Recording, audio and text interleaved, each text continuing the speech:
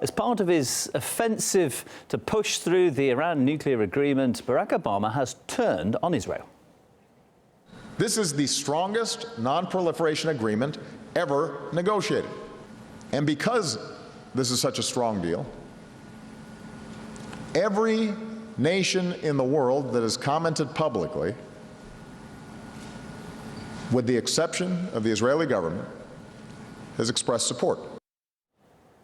Obama made that statement during a speech to students at American University. RT's Alexei Yaroshevsky was following it for us and joins us live. Alexei, so we just heard a little snippet of what Obama had to say on the offensive as well, it seemed. What else was said? I would be surprised if this speech goes down as Obama's biggest anti-Israel speech ever. You heard it yourself. He pretty much pitted Israel against pretty much the rest of the world on the matter of the Iranian deal. Now, obviously, there hasn't been any love lost between the leaders of Israel and the United States ever since that deal was struck, and I believe we can listen to what Netanyahu and Obama had to say to each other. What a stunning, historic mistake.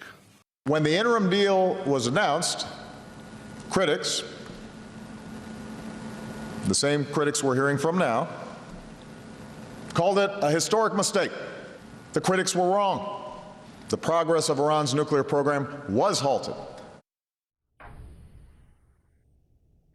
The same verbal confrontation continued today with the Prime Minister of Israel, Netanyahu, saying that he believed the Iranian deal will actually create war in the region, while reportedly Mr. Obama met with the Jewish leaders in America, telling them that if this deal does not go through, then there may be a possibility of U.S. bombing nuclear facilities in Iran, which would result in terror towards Israel. So you can see the situation is really, really difficult there. Yes, and it wasn't just Israel, was it, that the president was targeting in this speech, but also U.S. lawmakers. What exactly is the problem there? Well, you know, we've got used to different sort of political wrangling here in the United States between the president and the Congress. And even today, talking about the Iranian deal, which the Congress is not really keen on signing, as it seems, Mr. Obama went somewhat mocking about some of the lobbyists working within the Congress. Well, it's not a secret he was talking about lobbyists who represent the interests of Israel. Before the ink was even dry on this deal, before Congress even read it, a majority of Republicans declared their virulent opposition. Lobbyists and pundits were suddenly transformed into armchair nuclear scientists, offering multiple and sometimes contradictory arguments about why Congress should reject this deal.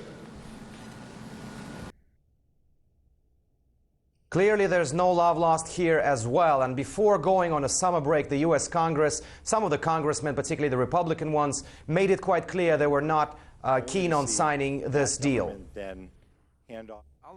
Anyone who believes this is a good deal really joins the ranks of the most naive people on the face of the earth. I'm greatly saddened, sickened, and frustrated over this deal.